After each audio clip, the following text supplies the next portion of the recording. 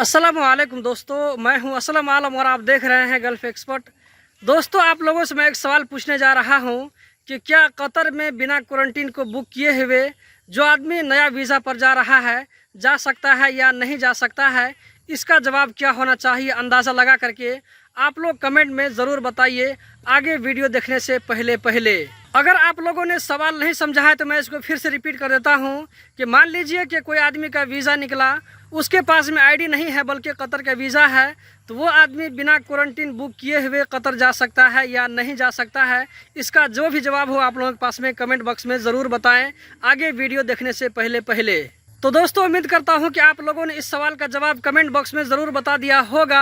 आगे इसका जवाब जो भी है जो कि मैं देने वाला हूं उसके बताने से पहले मैं आप लोगों को क्लियर कर देता हूं कि ये जो इन्फॉर्मेशन मैं आप लोगों के साथ में शेयर कर रहा हूं सिर्फ जानकारी के लिए, इसको आप लोग खुद अपने ऊपर में अप्लाई मत करें। जो कुछ मैं बताने वाला हूँ आप भी इसी तरह ट्राई मत करें और इस तरह का चांस मत लें, ऐसा ना हो कि आपके साथ बुरा हो जाए। तो दोस्तों, इसका जवाब ये है कि बिना क्वारंटीन बुक किए हुए भी कतर जा सकते हैं। और ये बात मैं इसलिए कह रहा हूँ कि मेरे ही रिलेशन का एक आदमी जो कि इस रमज़ान में कतर गए थे, तो वो जिस एजेंट के ज़रिए गए थे तो एजेंट ने कहा था कि आप ऐसे एक मरतबा वैसे ही चांस लेकर के जाइए।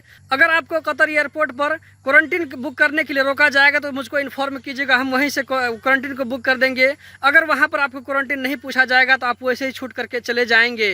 नेपाल एयरपोर्ट पर जाने के टाइम में क्वारंटीन का डुप्लीकेट पेपर थमा दिया गया ताकि ये बंदा इमिग्रेशन पास कर ले, और उनसे कहा गया कि आप नेपाल में जैसे ही इमिग्रेशन पास करेंगे इसको फाड़ कर फेंक दे, कतर एयरपोर्ट पर इस पेपर को शो मत करें। तो उस आदमी के साथ में ऐसा ही हुआ, वो बगैर क्वारंटीन को बुक किए हुए कतर चले गए। वहाँ पर पहुँचने के बाद में जहाँ पर इमिग्रेशन होता है वहाँ पर इनको जो है क्वारंटीन का पेपर पूछा गया, तो उन्होंने कहा कि मेरे साथ में क्वारंटीन का पेपर नहीं है।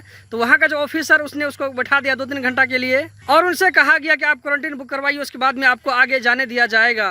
तो उस भाई ने जिस एजेंट से टिकट लिया था जाने के लिए उसको फ़ोन करके बोला कि यहाँ पर मुझको एयरपोर्ट पर रोक लिया गया है और यहाँ पर मुझको बोला जा रहा है क्वारंटीन बुक करने के लिए, तो प्लीज़ मेरे लिए जल्दी से क्वारंटीन बुक कीजिए ताकि मैं यहाँ से जो आगे जा सकूँ।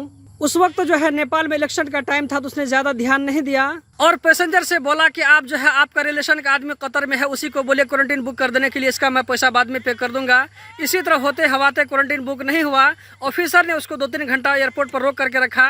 तो इसी बीच में क्या हुआ कि 2-3 फ्लाइट और आई, तो 2-3 फ्लाइट आने की वजह से जब एयरपोर्ट में जो वहाँ पर इमिग्रेशन का हिस्सा है वहाँ पर भीड़ लगने की वजह से ये जो है किसी तरह वहाँ से निकल गए और बाहर जाने के बाद उनको किसी भी तरह की दिक्कत नहीं हुई। मतलब कि उनको एयरपोर्ट पर क्वारंटीन के बारे में पूछा गया लेकिन वो जो है क्वारंटीन बुक नहीं किए, फिर भी वो किसी तरह एयरपोर्ट से बाहर निकल गए। अभी वो आदमी कतर से वापस आ भी चुके हैं, उनके साथ में कोई भी कहीं पर भी कोई किसी तरह का प्रॉब्लम नहीं हुआ।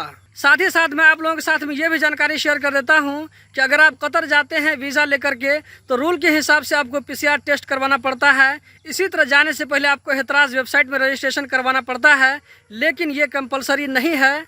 आप बिना एतराज़ वेबसाइट को फिल किए हुए भी कतर जा सकते हैं और इसी तरह बिना PCR टेस्ट के भी जा सकते हैं। लेकिन यहाँ पर आप लोगों को सावधानी बरतनी चाहिए कि आप किस फ्लाइट से जा रहे हैं। अगर आप कतर एयरवेज से जा रहे हैं तो उसमें जो है PCR टेस्ट कंपलसरी नहीं है, लेकिन जाने से पहले आप जहाँ से टिकट ले रहे हैं तो वहाँ से ज़रूर पूछ लें कि PCR टेस्ट ज़रूरी है या नहीं है। दोस्तों, मैं आपको लोगों को एक बार फिर से दोहरा देता हूं कि ये सिर्फ मैं जानकारी के लिए शेयर कर रहा हूं। इसको अपने ऊपर आप जो है अप्लाई करने की कोशिश मत करें। मतलब कि आप जो है बिना PCR टेस्ट के मत जाएं, बिना क्वारंटीन के मत जाएं, एतराज़ वेबसाइट को फिल करके ही जाएं, जो कि कतर का रूल है। अगर इस वीडियो को देखने के बाद में कोई बंदा बिना PCR टेस्ट के चला जाता है, बिना क्वारंटीन के चला जाता है, अगर उसके साथ में किसी भी तरह कोई परेशानी होगी तो उसकी जिम्मेदारी मेरे ऊपर नहीं होगी।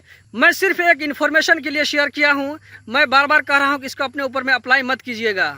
इस वीडियो के बनाने का मकसद सिर्फ आप लोगों को जानकारी देना है कतर के बारे में, चाहे वो जो भी जानकारी होती है, छोटी जानकारी होती है, बड़ी जानकारी होती है, या ये कि वो जो है अहम जानकारी होती है, गैर अहम जानकारी होती है, सब जानकारी मैं आप लोगों के साथ में शेयर करता हूँ। तमाम तरह की जानकारी आप लोगों को इस चैनल से मिलती है। तो दोस्तों, यही थी आज की वीडियो। उम्मीद करता हूँ बहुत पसंद आई होगी। रोजाना इसी तरह की इन्फॉर्मेटिव वीडियो देखते रहने के लिए अगर आप इसको फेसबुक पर देख रहे हैं तो पेज को लाइक फॉलो करके आगे भी शेयर करें। इस वीडियो को देखने का बहुत बहुत शुक्रिया।